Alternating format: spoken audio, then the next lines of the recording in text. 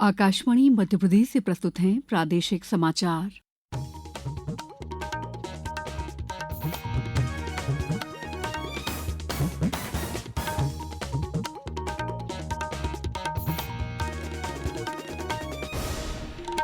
नमस्कार, समाचारों के साथ मैं दीपा सिंह।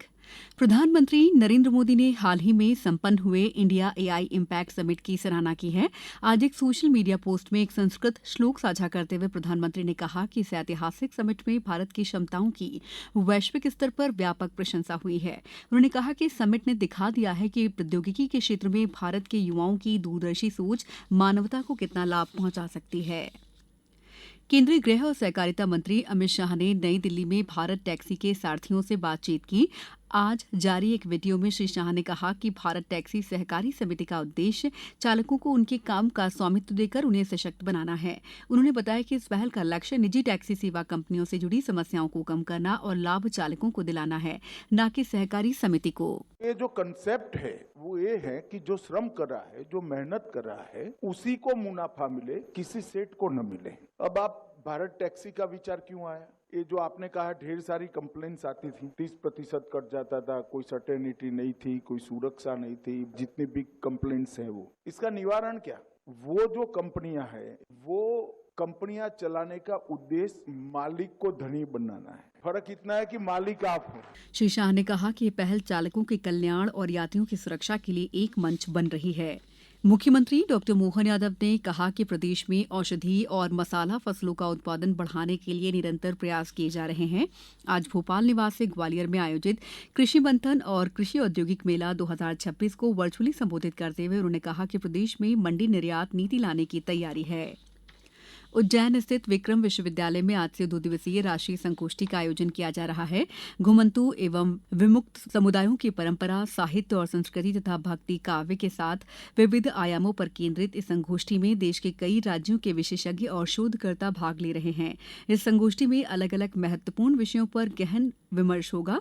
संगोष्ठी में आज विमुक्त और घुमंतु समुदायों की परंपराओं में लोक साहित्य और संस्कृति के विविध आयाम पर विशेष संगोष्ठी का सत्र होगा। वहीं कल भक्तिकालीन साहित्य विविध धाराओं का वैशिष्ट्य और युगीन प्रासंगिक विषय पर मंथन किया जाएगा।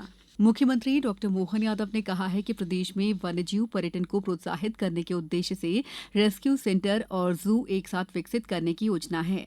इसके अंतर्गत जबलपुर और उज्जैन में गतिविधियां आरंभ हुई हैं। उन्होंने कहा कि जहां अभ्यारण्य है वहां रेस्क्यू सेंटर की व्यवस्था की जाएगी। देश दुनिया में विलुप्त हो रही वन्य प्रजातियां मध्यप्रदेश में पुनर्जीवित हो रही हैं।